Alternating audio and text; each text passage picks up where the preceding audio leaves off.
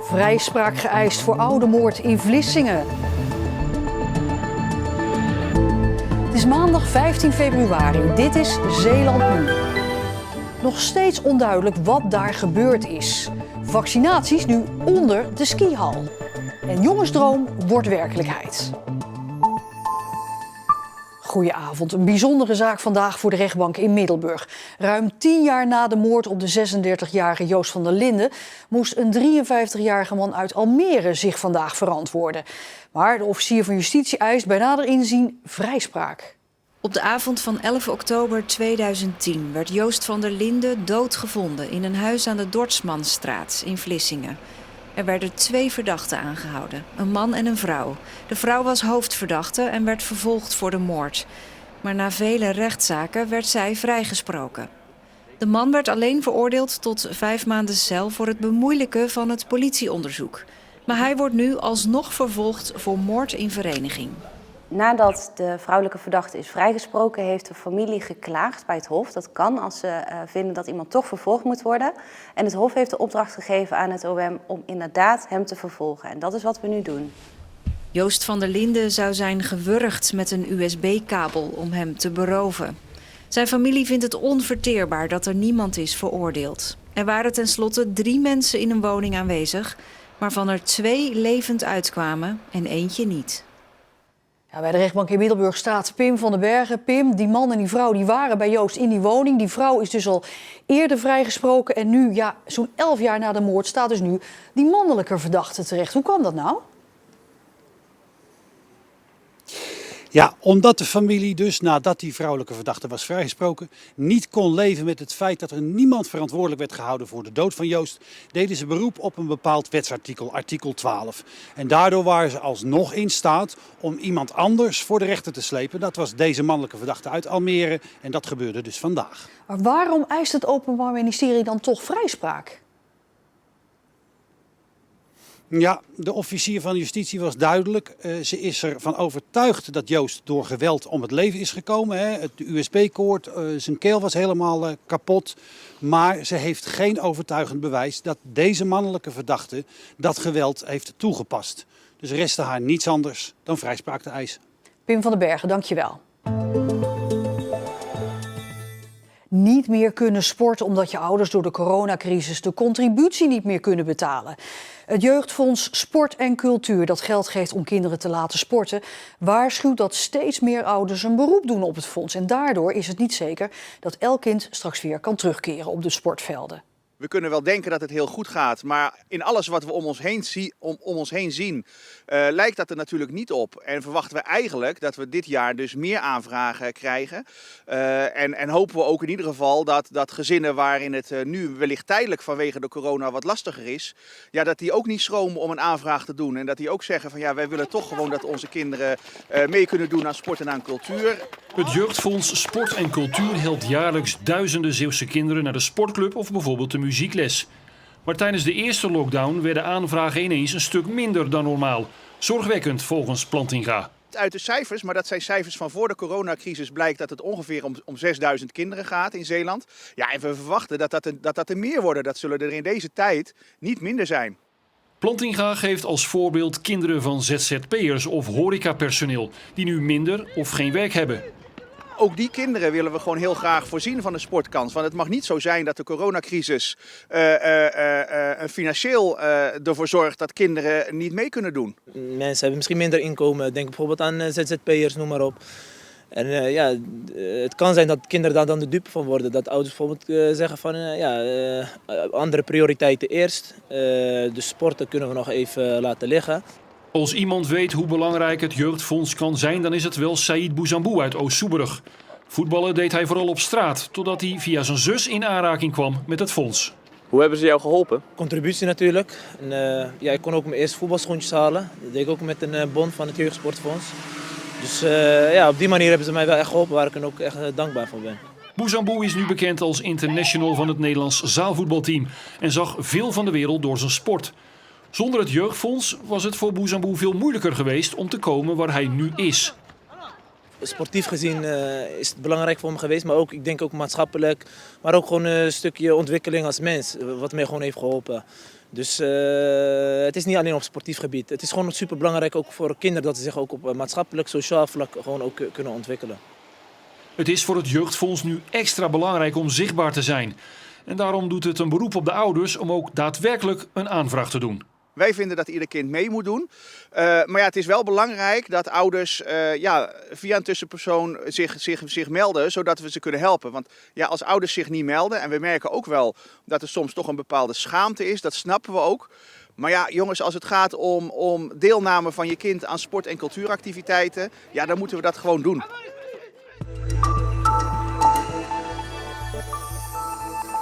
In Terneuzen is de locatie voor de coronavaccinaties verhuisd van ziekenhuis Zorgzaam naar een ruimte onder de skihal.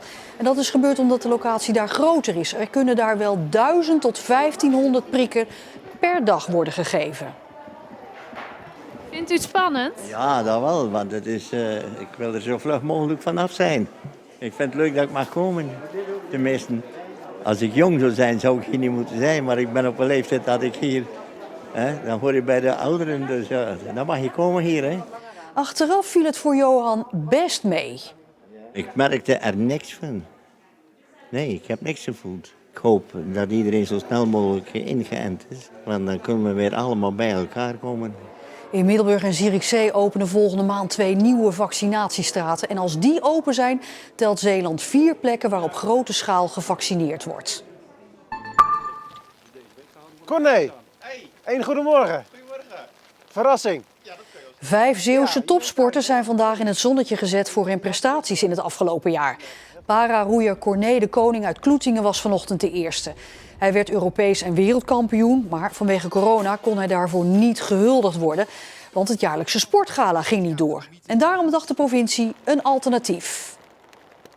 Ik begin met het bloemetje, want dan heb ik mijn handen vrij, alsjeblieft. Ja, dat is jammer dat het niet door kan gaan. En we hebben gezegd, we moeten toch iets doen om in ieder geval die prestatie wel te waarderen. Grote verrassing voor je? Ja, nee, dit is echt fenomenaal. Supermooi. Dit had ik niet verwacht toen ik vanochtend opstond. Dat ineens Johannes aan de deur zou staan en dat ik ineens dit in ontvangst zou mogen nemen. Dit is echt grandioos. Een supermooie verrassing.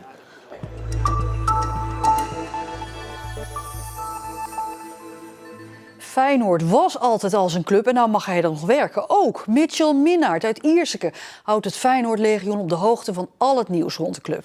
Ik ben een echte Feyenoorder. Ik heb ooit ook op het veld gestaan als mascotte bij Feyenoord Dynamo Kiev in de Champions League. En ben wel een echte Feyenoorder, eigenlijk altijd al geweest.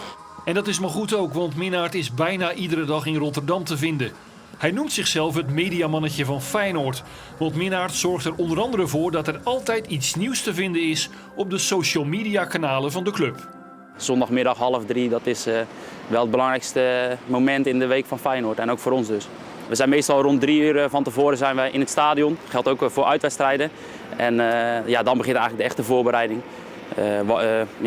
Dat is vanaf de busaankomst, dus 1,5 uur voor de aftrap, tot de warming-up, wedstrijd en alles wat daarbij hoort.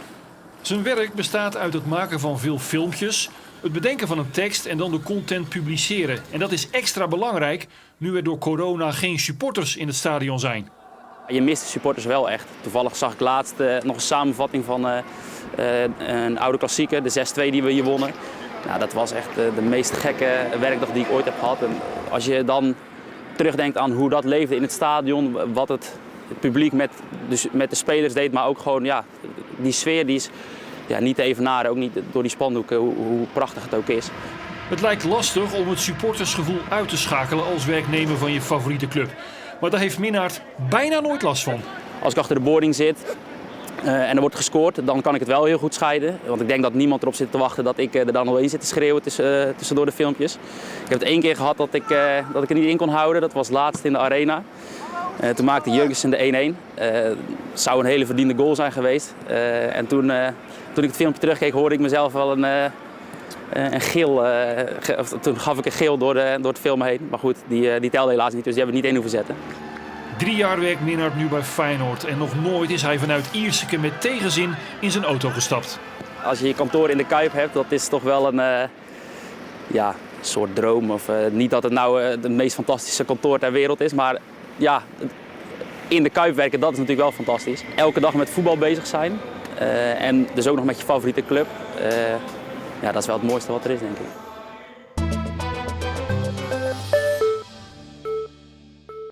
Het was dit weekend een jaar geleden dat Zeeland te horen kreeg dat de marinierskazerne definitief niet naar Zeeland kwam.